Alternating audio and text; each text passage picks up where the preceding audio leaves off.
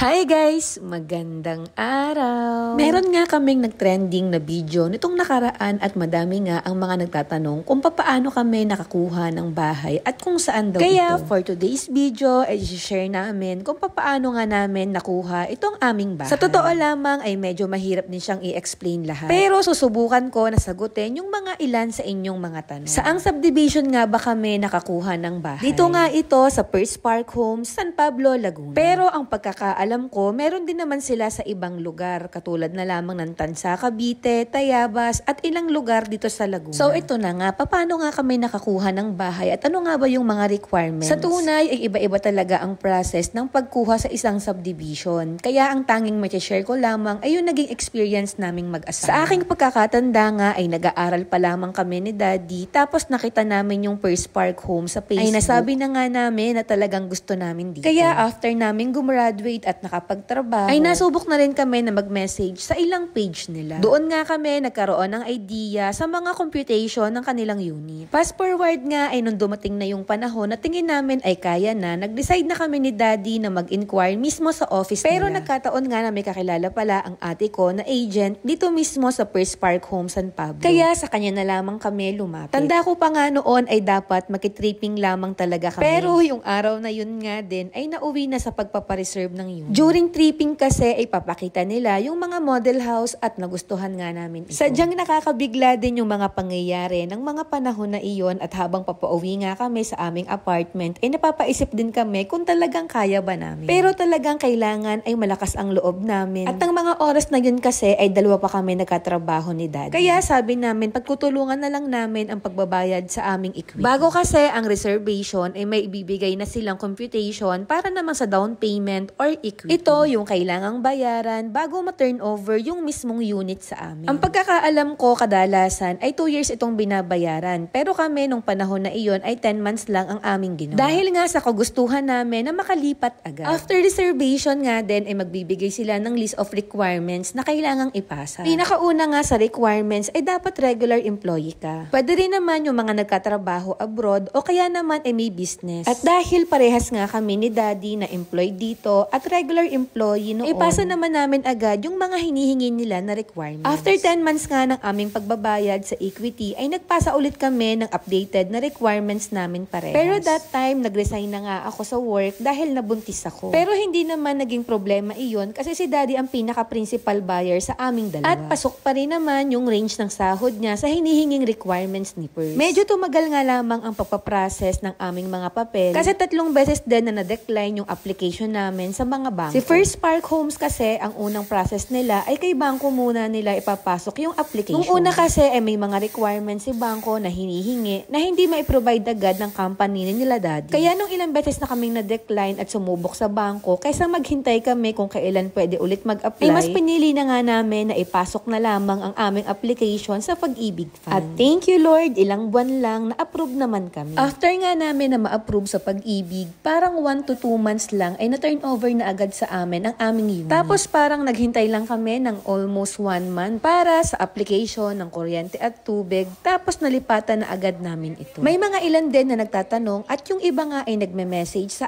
akin kung magkano nga daw ba ang binabayaran namin sa aming bahay. Sagot ko po diyan ay mas mabuti na dumaretso kayo na mag-inquire sa mga agent dito sa First Park Home o kaya naman ay merong mga subdivision na malapit din sa area nyo. Para nga sa mas malinaw na sagot para sa kanilang mga computation. At kung ang preferred naman ninyo ay dito sa Laguna area or kaya naman dito sa San Pablo, ay maire-refer ko sa inyo yung aming agent na si Miss Blanca at kanilang team. Sana ay kahit papaano nasagot ko ang mga katanungan ninyo at kung meron pa kayo na mga follow-up question ay ilagay nyo lamang sa comment section. Susubukan ko ulit na sagutin sa abot ng aking makakaya, Charis. Dahil katulad ninyo ay nagmanifest lang din kaming mag-asawa na magkaroon ng sariling bahay. Sa tunay ay matagal-tagal pa namin itong huhulugan pero ang importante ay nasimulan na namin at ngayon mas magsusumikap kami para soon matawag na namin na amin na talaga ito. Kailangan lang talaga kapag pumasok ka sa ganitong sitwasyon ay dapat malakas ang loob ninyo at kailangan ng mahabang pasensya sa pagbabayad monthly at syempre sa pag-aasikaso ng mga requirements na hinihingi nila. Kasi sa tunay, bago din kami nakalipat dito sa aming bahay ay grabe din ang aming pinagdaanan at pangungulit sa kanila para maasikaso ang aming mga documents. Pero ganun talaga. Ang mahalaga ay nagbunga naman lahat. Kaya para sa mga katulad namin na nangangarap, alam namin na kayo naman yung susunod. Hindi namin ginawa itong video na ito to brag,